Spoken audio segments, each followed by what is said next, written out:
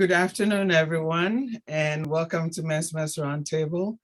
This afternoon, I have Dr. Atim Eneida George with me, and she and I are going to talk about global leadership and so many other interesting things. I thank you all for always tuning in every other week, and I'm so grateful for your presence in this conversation that we're having. Welcome, Atim. Thank you so much, Mensimah. It's truly an honor. I'm right here at my heart chakra. So thankful for this opportunity to be with you. Oh, thank you. You and I know each other quite well, I think. And we met about, I want to say around 2004. Would it be? I think it was more around 2005 or 6. 5 or 6. Okay, so that was after in California, and that was after, I think we met at a seminar, a workshop. It was one of the residencies for the Institute for Transpersonal Psychology, which is now Sophia University. Right. And any memory you want to share during that visit in California with the group? I think we had a large group of. Yes, that was my first year in the program. And I ended up doing a master's in transpersonal studies there. And frankly, you and the 2 faculty mentors that I had, and 1 or 2 of my cohort mates, we're still in touch off and on. And I value that time. And I really value their emphasis on experiential learning. Right. And frankly, my first 2 years there, as I looked back, when I reflected on the amount of work that I had done and produced, I was really surprised. Yeah. Pleasantly surprised. Well, they put your feet to the fire a little bit, but it's pleasant. I enjoyed really my studies there as well. Yeah. So I think what happened was there were a few folk either from the African continent or the diaspora.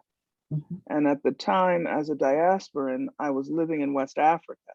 Right. So I was very keen to connect with people from the continent. Yes, and I remember very well you presented a gift. You gave me a gift when we met. It was Really?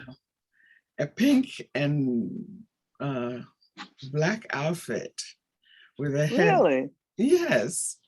And oh my goodness, I was yes, so deeply touched by that because, we had just met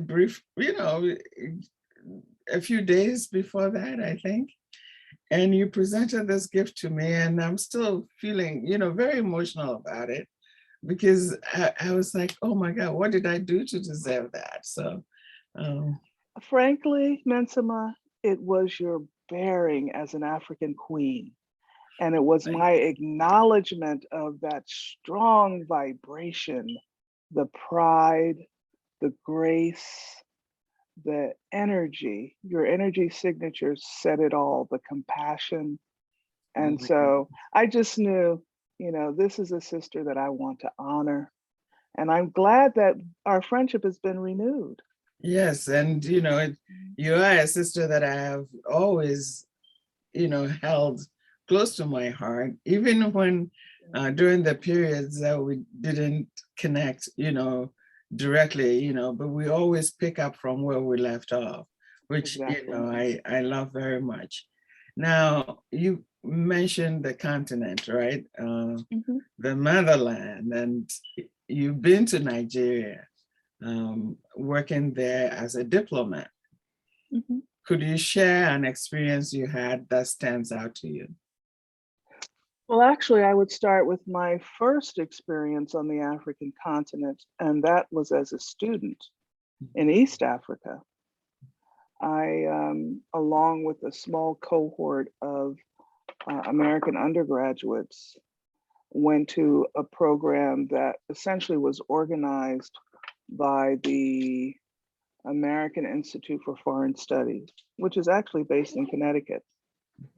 And I think we were a cohort of about 9 or 10 undergraduates. For me, it was a dream come true to actually step my foot on African soil. And I remember the courses that I took, the geology and geography of East Africa, African literature, Kiswahili, development economics. It was a wonderful, wonderful opportunity.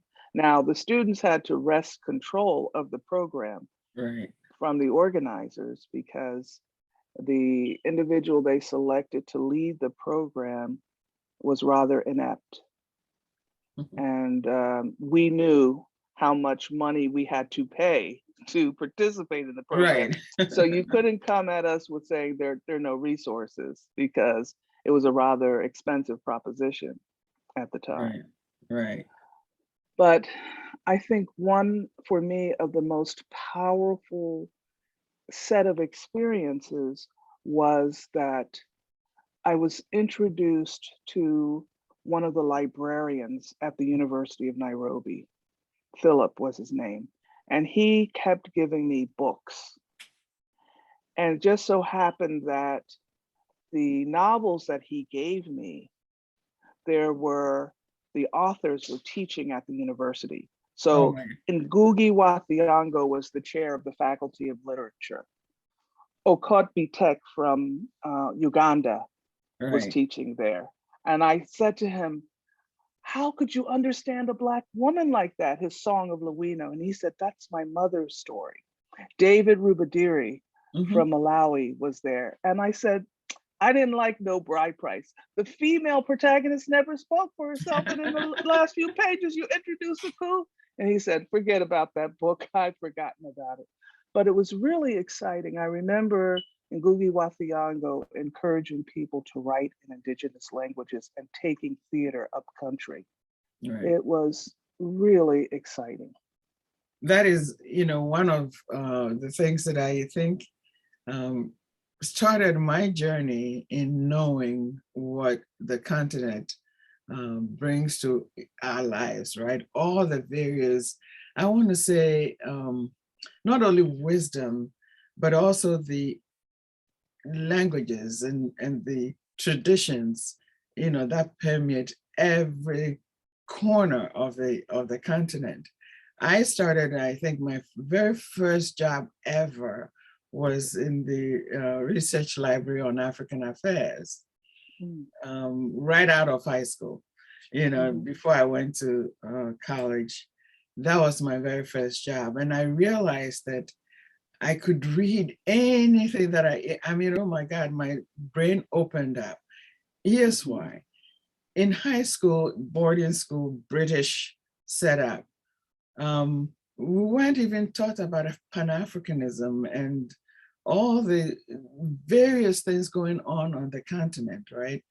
I knew British, history and Shakespeare, etc., but none of the texts that matter to an African girl, a Ghanaian girl, were included, right? I could recite Emily Bronte, poetry. But then, what about A.K. Arma? Exactly. I read him in Kenya. Exactly, right? And Amma is right in my country. So going to work in that library, and I can, connect to your experience as to how valuable and enriching that that is, in our lives to this day, right? Because you don't forget that experience. You also mentioned, Mensimah, languages, and that was coming from the United States. To be in the company of quote unquote ordinary people. You might start a conversation in English And then someone would say something in Kiswahili, someone might say something in Luo, French. I mean, it was commonplace to meet folk who were multilingual. Mhm. And that's not something that we have been very effective at doing in this country. We have to do a better job of it. I think so too, because then Yeah, we open up channels to the world, right? We don't see exactly. things in our only, worldview, but from Mhm, other places as well. Now, mhm, talking about that, I wanted to jump into your global experience some more. Um, mhm, but I want to touch on what we've been through in the last year, mhm. and things are beginning to slowly open up. What perspective, what was your takeaway from that? You know, Well, it's so interesting that at the beginning of the pandemic, before we truly knew what we were going to face, so in early 2020, I had an opportunity to return to Nigeria, a mhm, country that I love dearly. And so I was there at the beginning of the pandemic on a 2-week speaking tour. But one of the gifts that Nigeria gave me to help me to understand and navigate the world is an appreciation for paradox. mhm, So I spend the 2 weeks there. I come back. My husband and I go to see our daughter and grandchildren, that family in Massachusetts, mhm. and we aborted the plans Right. when they were asked to leave school. But here's the paradox: a country with incredible material wealth Mhm, and with an enviable technology platform, a science base, with institutions one would believe are prepared to deal with challenges. And we led the world in the transmission of COVID-19 and the deaths that were a consequence of that. I believe part of that problem or challenge was the lack of leadership. right. At the time, sitting at the top of our political system was a leader that I would describe as the toxic mimic. It was not about understanding or diagnosing the problem and looking for solutions. It was about positioning himself to continue in power. And so, because he set out with a different mission and vision, we had more than 500,000 people die. We had our institutions that we used to believe in, like the CDC, botching the testing regime initially. So we weren't testing the way we needed to. Right. And here we have this colorless, odorless virus being transmitted that could be fatal, could be lethal. And it has revealed so many of the fissures in our society. So I'm back to what I learned from Nigeria, which is to develop an appreciation for paradox. Right. That even sitting atop the international system with all of our wealth and technological and scientific prowess, we were brought to our knees. It takes me back to Kenya Right. and a scripture verse that I heard from 1 Corinthians 10:12. Wherefore let he that thinketh he stand take heed lest he fall. And the Well, mighty have fallen. in as you articulate this issue that COVID-19 really revealed the weaknesses in this system, right? And the things that we could do better moving forward in taking care of our people across the board. I know sometimes people pitch, certain people against each other and saying the poor want this and etc. But once you're blessed with things, it has to flow down to others as well. And I think in a system where we have believed for the longest time that we are the best, we're this, we're that, we're the richest, yet most of our people don't get even minimum wage as a consideration to the work they do, that the levels are much lower than countries that are less wealthy. Let me put it that way. There are countries out there that don't have the same income or wealth, but pay their workers better than we do. And there is something very wrong with that. Or we have our seniors that have to choose between medicine and food sometimes, right? But we are the wealthiest nation. Or we have people who don't have medical insurance or can't just walk into the hospital to get treatment, but we are the wealthiest nation, right? And people are going bankrupt. One little thing goes out of their lives. For example, losing a job means you could lose your home, and it is sad, as you said, a paradox, something we need to really learn from, right? But there's also a saying that, as you climb, the ladder, you go up the ladder, at some point you still have to come down. Because it's not an endless, you still have to come down. So you have to treat everybody you see on your way up better, because they are the same people you see on your way down, right? And I think that is a lesson for this country, for a lot of people to really learn and become familiar with, because I think it really brings us back to our humanity and the things we can do better. Yeah. I was just reviewing earlier this week the words of Dr. King when he said, we have guided missiles, but misguided men. I could say guided missiles, but misguided leaders. And his critique, I think, is still apropos, because in 1967, he talked about the triple threat that we face. And he defined that as poverty, racism, and militarism.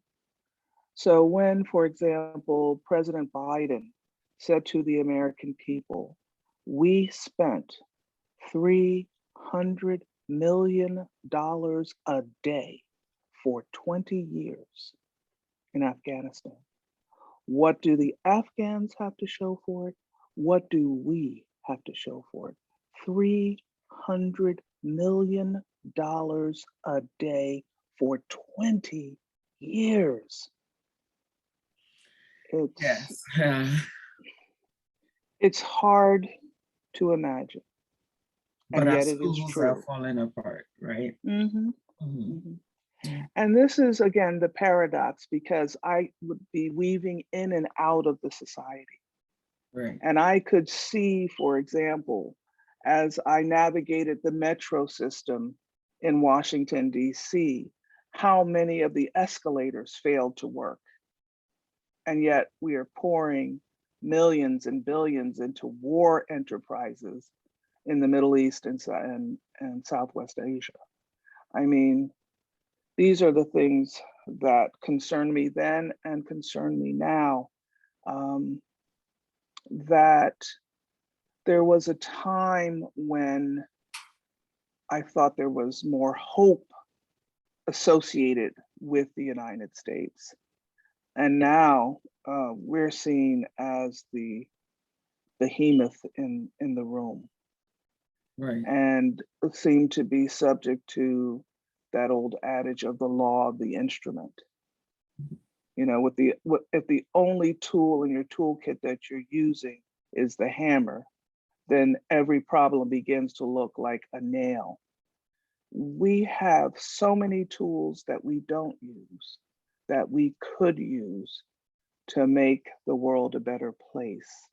And I think the succeeding generations are now calling for us to use those tools and to contain the profit motive that is destroying our planet.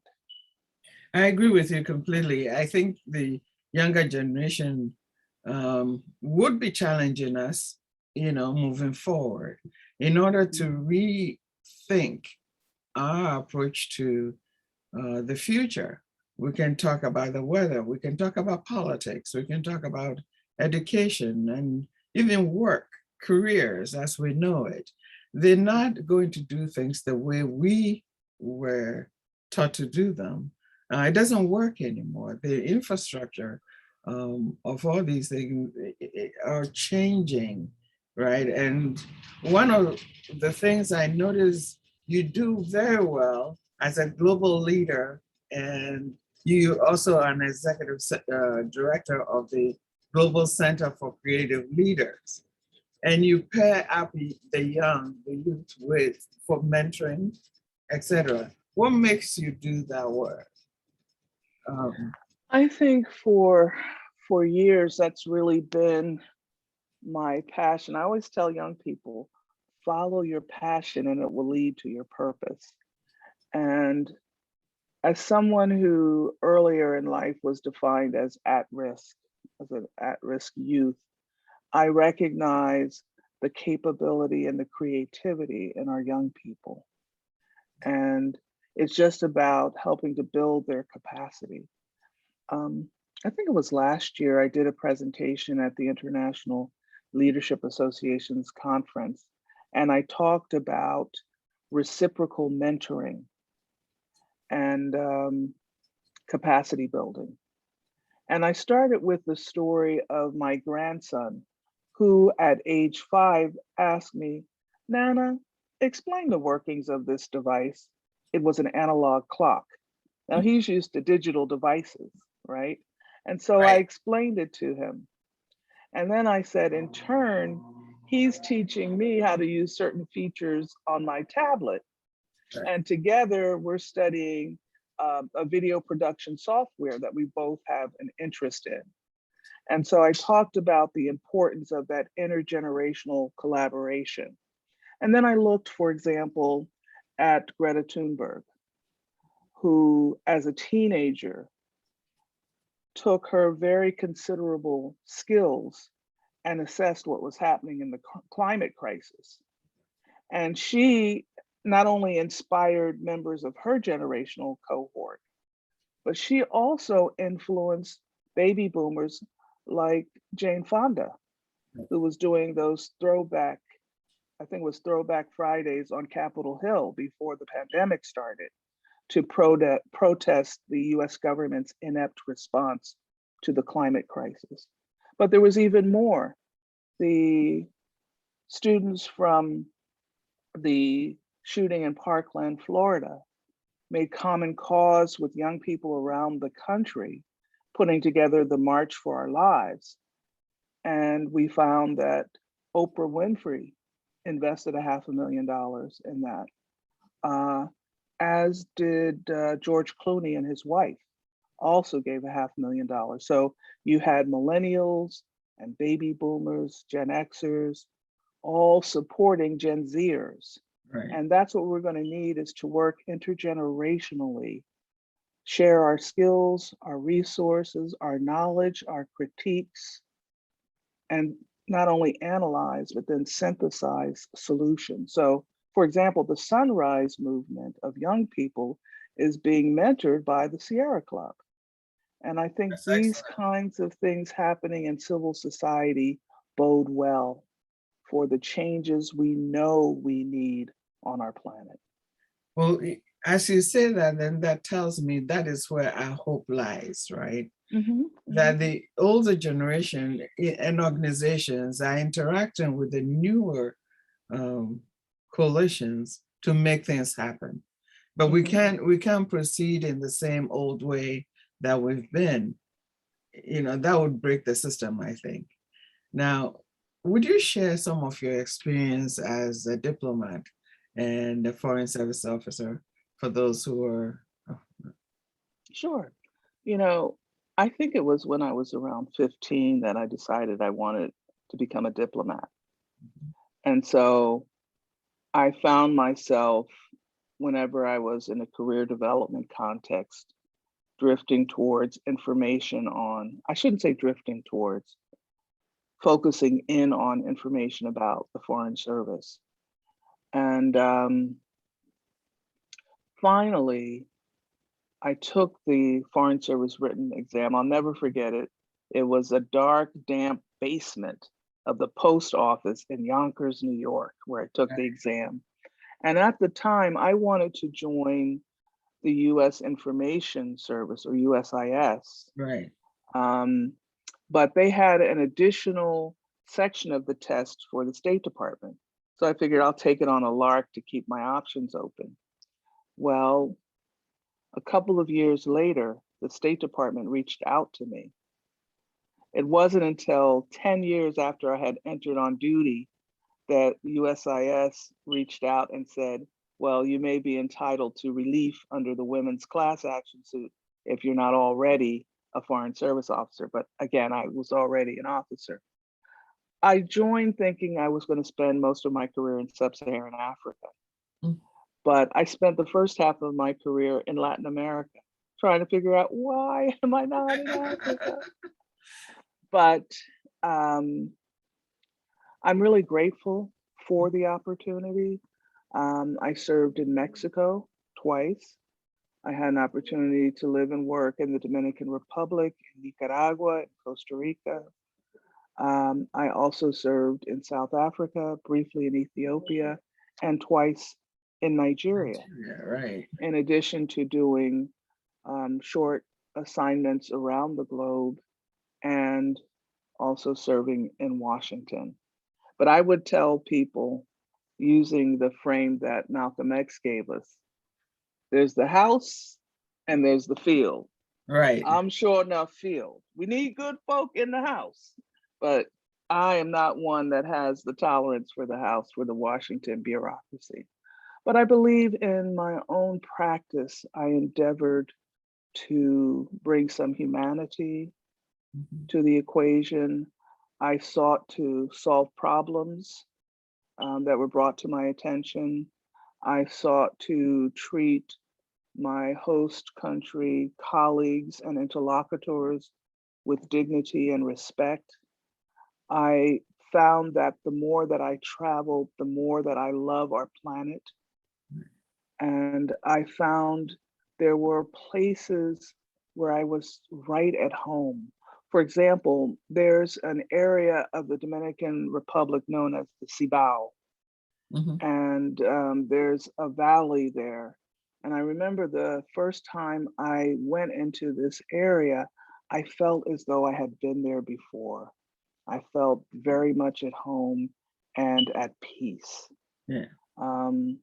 There were places in Kenya in the Rift Valley where once again, I felt very much at home and at peace. There were places along the East African coast where once again, on the Indian Ocean, where I felt very much at home and at peace. Where I found the problems and the difficulties, they were created by human beings. Oh yes, absolutely. And I've come to essentially embrace the critique that Greer and Cobb, the two Black psychiatrists who in 1968 wrote Black Rage, they talk about racism as a toxin. I would add homophobia, misogyny, any type of chauvinism Mhm. to that definition of toxins. Now, if you accept that as an operating premise, then I believe you will accept that we've got a lot of environmental cleanup to do Right. to reimagine our world where justice, dignity, right livelihood, um, ecologically sustainable systems are widely in evidence, and where we eradicate shanty towns and provide, for example, aesthetically pleasing gardens and sustainable agriculture. Right. And instead of chasing the almighty dollar, euro, you fill in the blank, Bitcoin, whatever the negotiable instrument, that we really strive to live in harmony with ourselves And and our natural environment. yes, I agree. Because, if we're not in harmony, and I think this is one common theme African societies have, it moves across the continent. The harmony is what drives everything, right? So if a community is not harmonious, right, then it is very difficult to maintain everything else, right? Health would fall apart, wealth, all of the systems that make us really who we are as humans will fall apart, right? And it's Mm. very important.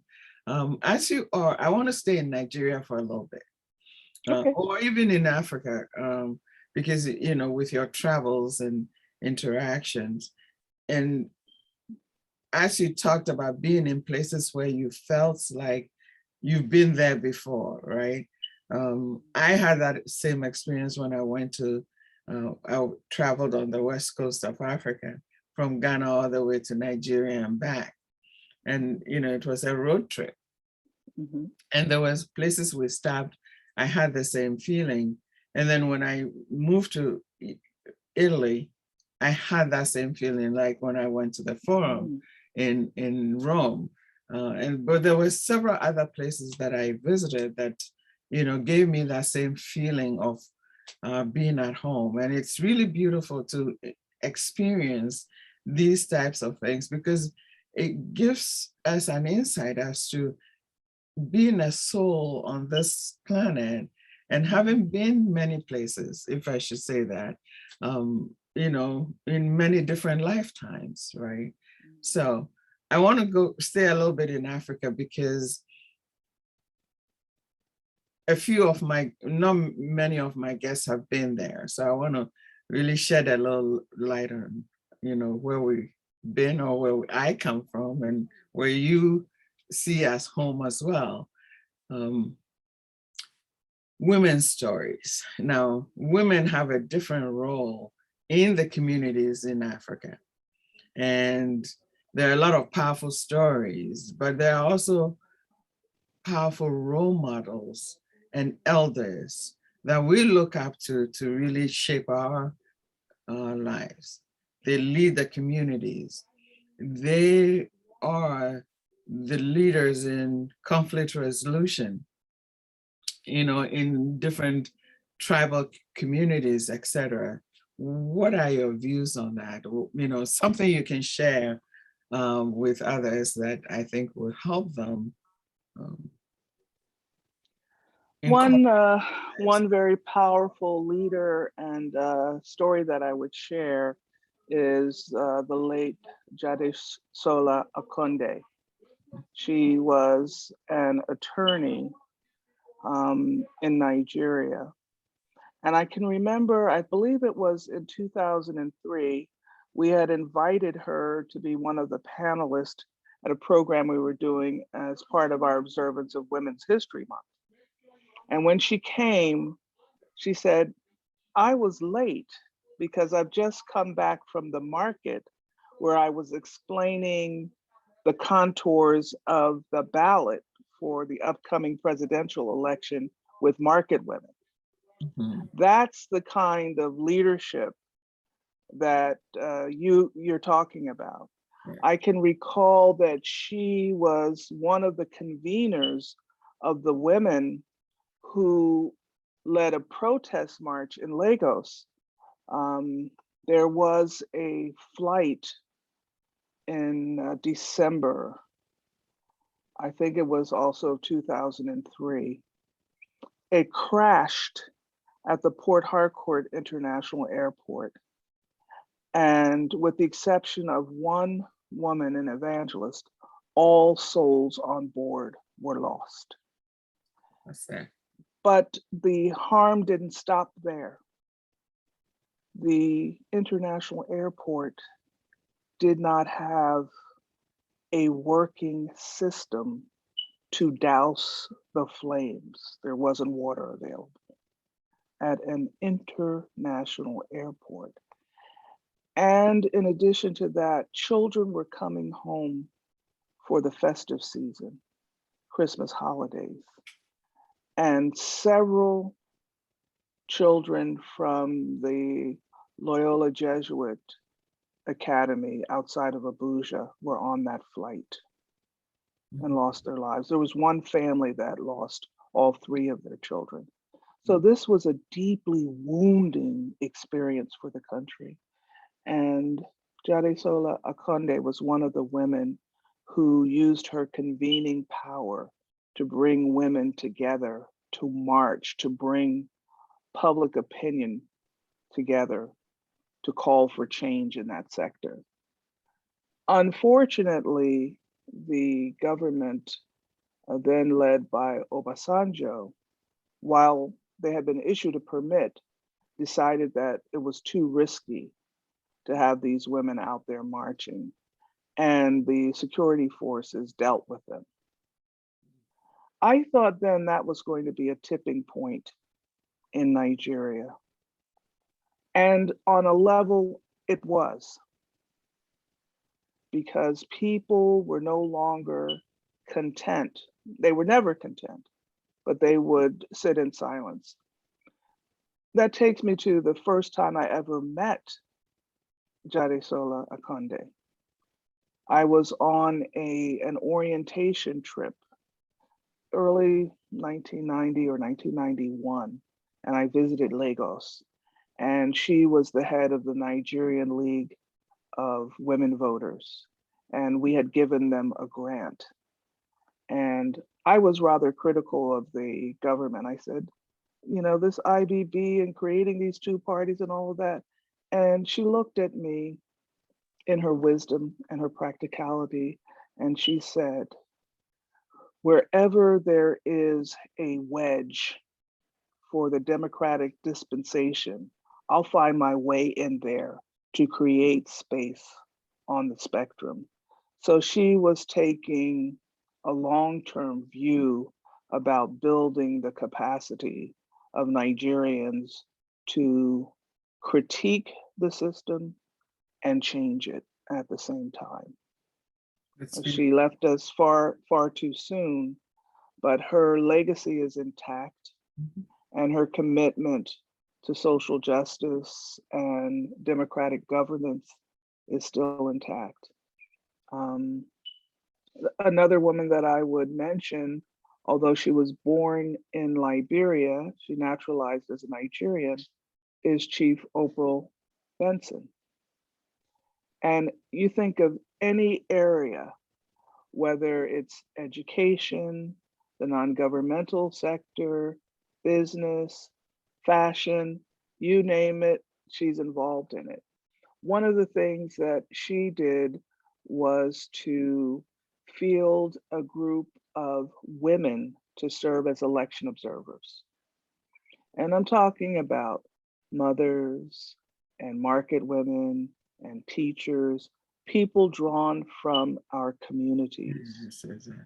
To develop a sophisticated appreciation for the workings of elections, which are essential. They're not the only component of a democratic dispensation, but they're part of that bedrock of it.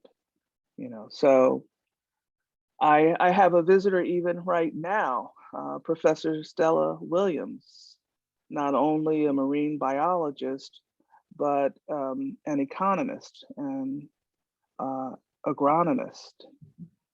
an expert in fisheries and a university professor emerita who taught for many years at the university that's now known as Obafemi Awolowo University, OAU.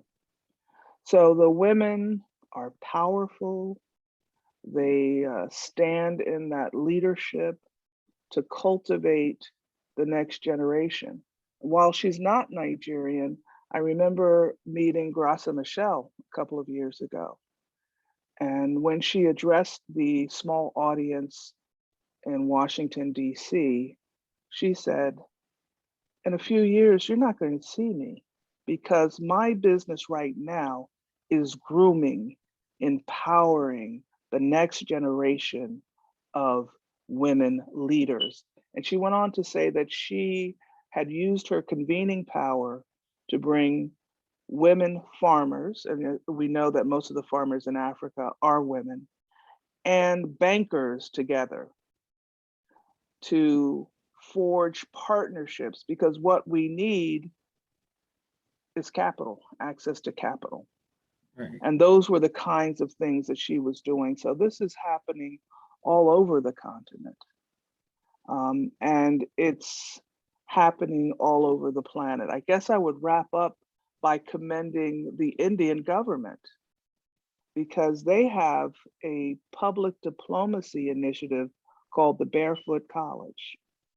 And they are teaching rural grandmothers to become solar engineers. That's And because, oh, go ahead. no, I was going to say it's absolutely fascinating, in how many ways women can play a role to shift the way things are on this planet. And it's time really for us to rise up and do this work, right? In however different ways we can do that. Well, in this case, because of their commitment to educating these rural women, particularly in terms of solar engineering, they're at the cutting edge in digital education.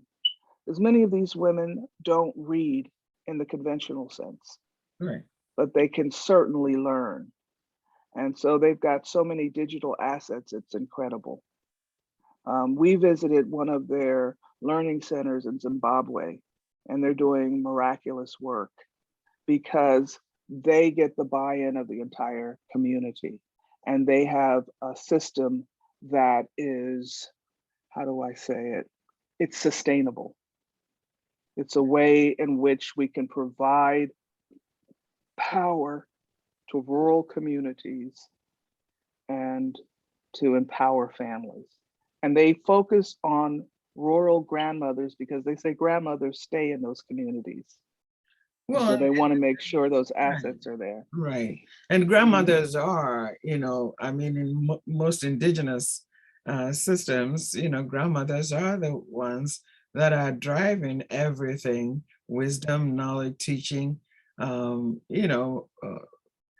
raising generations of people to be morally, etc. There's so much we can talk about that.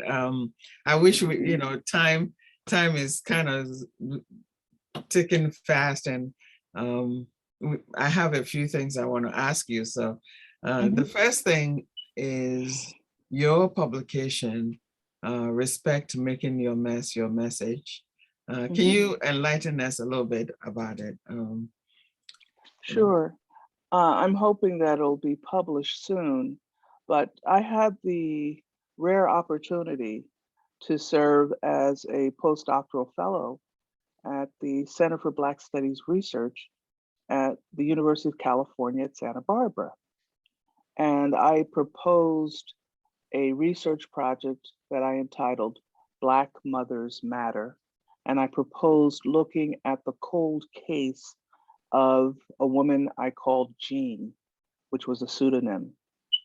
But in point of fact, I was an embedded researcher, and I entertained questions that I had held for most of my life. And so Respect Making Your Mess Your Message came out of two things. One, an admonition that Robin Roberts' mother had given her to make your mess your message. And that's what encouraged me to explore my mother's unexplained death and mental health challenges. And so I took it upon myself to endeavor to check the records. I was naive enough to think that there was a police report. There was no police report. What I learned was that on November 29th, 1967, my mother went out at about 4 o'clock in the afternoon to get cigarettes, and she never came home. Oh. The body of a young woman was found in an alley, unconscious, and taken to the hospital. It was 3 days later that a nurse called the police to say there's an unidentified woman here that the police brought in. No one had even taken the time to check her clothing because her name and her address were in her clothing. But for 3 days, her family had no idea where she was. She never regained consciousness. But when they held the inquest, they determined that her death, suspicious though it was undetermined, and no investigation was undertaken. There was a cursory inquiry, but I will tell you, Mensimah, one of the things I learned from the inquest was in the alley where they found her, there were bricks, and there were bricks that had blood on them. They weren't collected, and no one looked into it. The mess and my message, my mother had for years been in a VA mental institution. She had been released earlier in the summer of 1967. And I remember in the fall, I had one telephone conversation with my mother. I was the youngest of our four. And I remember I was the last to speak to her, and I asked, "Who is this?" knowing it was my mother, but I wanted the person on the other end to say it, to identify herself. And she promised that she was going to come and live with us. We were with our paternal grandparents in New Jersey. She was with her parents in Illinois. And that was not to be. A few weeks later, she was dead. And it was a very painful time because earlier that year we had lost our father. And he was dead and buried before we knew about it. He died in a car accident in the Netherlands. And it was when they did the report of death of a US citizen abroad that because he was a veteran, the member of Congress in our congressional district contacted my grandparents. So that was a pivotal year. It was a difficult year, but it was also the year that Aretha Franklin released her song, Respect. And it became an anthem for both women and Black folks. Right. And so that was in part the reason that I chose Respect as the title of this work. And I'm hoping to be able to share it and to publish it and talk about issues of gender-based violence, mental health challenges, the weaknesses in public safety and policing, particularly in Black and Brown communities in this country. But all poor communities are vulnerable under our current dispensation. Well, so that's a little bit about that. I'm really looking forward to reading that when it comes out, and gratefully, as you mentioned, Aretha Franklin, Respect. I saw her perform that live at the Kennedy Center. Oh wow! During I think it was Clinton's second inauguration. So that was a memorable experience. Oh my goodness, there's so many things I want to talk to you about, but I need to wrap this up. I have a couple more things I want to touch on. And as you talk about motherhood and challenges and the things we go through, is there a pathway we can create our stories? As you just did, you know, you've written this book on respect and talking about the experiences your mother went through and, you know, some of the things that are missing in our communities. If someone is listening right now, what would be some of the things, you know, tools they have available to them to also share their stories? Because I believe that it is in sharing that we become aware of what is within our communities and then find the tools to heal them, right? As we talk more about them and to empower us, each other, in really doing the inner work as well. Yeah, I agree with you. I believe it begins from center to circumference.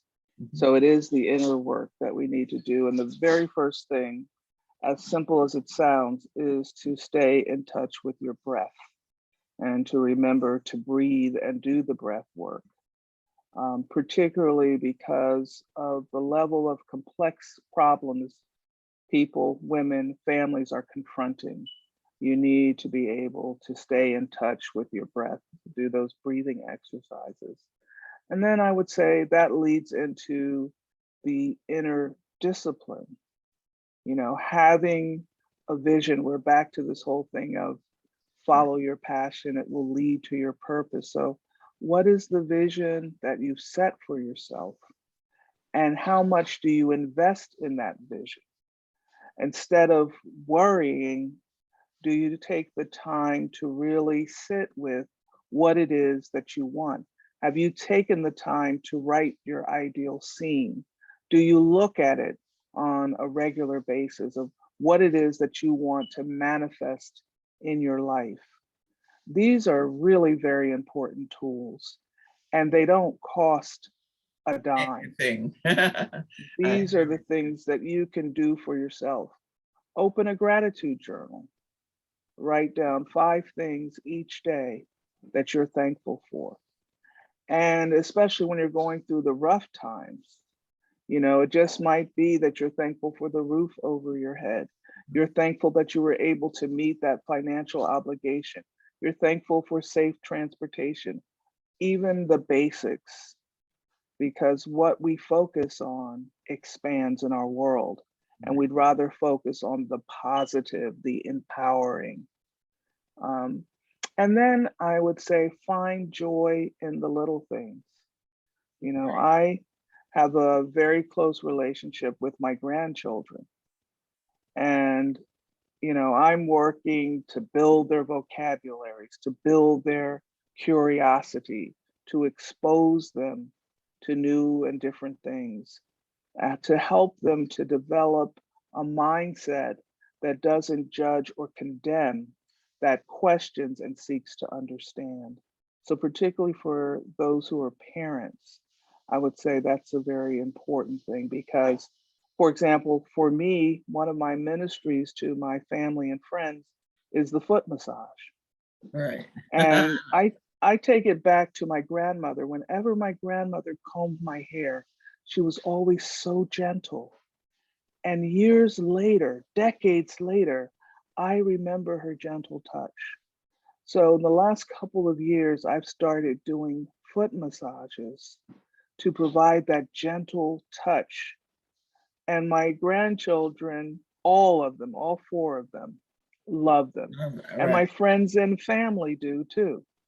You know, and it's a way of showing that I care, of sharing that very powerful healing touch. And I even have a special mango butter that I'm using now that, you know, gives you that aroma therapeutic Mhm. value as well. So there's so many things that you can do that won't put you in the poorhouse, that express your love and concern for those around you. The simple things, and I appreciate you, you know, giving people a few tools they can use, you know, every day.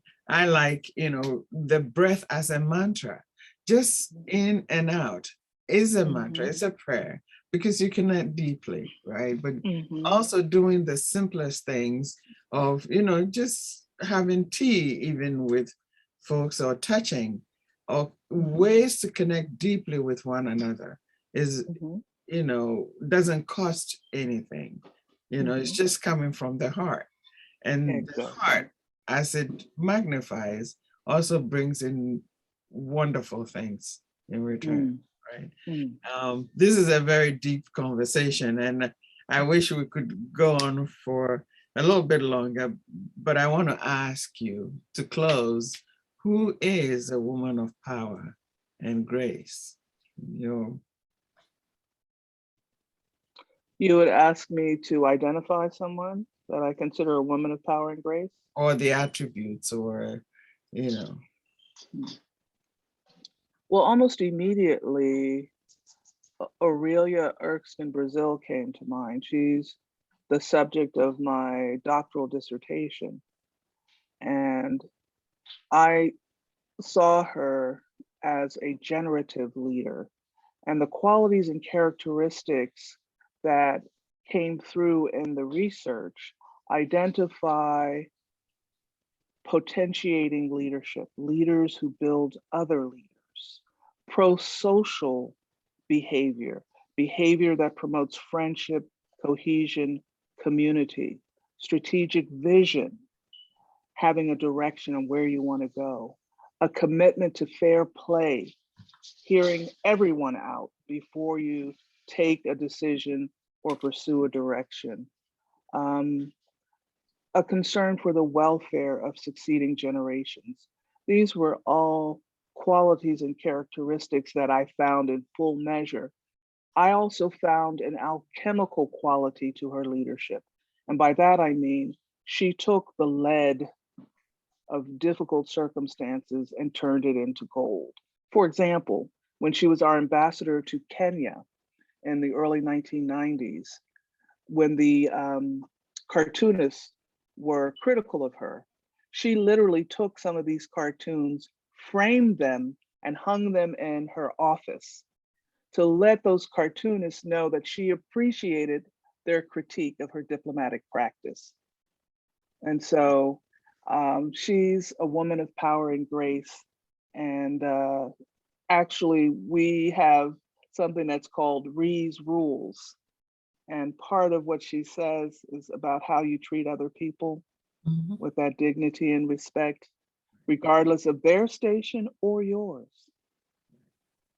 Thank you. Thank you so much. Now, I espouse, personal leadership so that we can leverage our dignity and power as women and really make the choices in our lives that will bring joy and abundance and all the things that, we want to experience in our lives, right? And so on that note, I have to close. And I thank you so much. As an empowered leader, you bring so much to others as well, and to young, especially our young, reasonably, what age group would you say you work with? Well, right now I'm really engaged with the Alphans. Okay. The really young ones. Right. But my work also involves those who are in adolescence, young professionals. So I'm here as an elder to be of service to my community. Well, I'll end on that note. To all elders in, all our communities, thank you so much. And I hope to see you in a couple of weeks. Thank you so much. Thank you, Mensimah. I appreciate the opportunity. Thank you. Peace and blessings. Many blessings.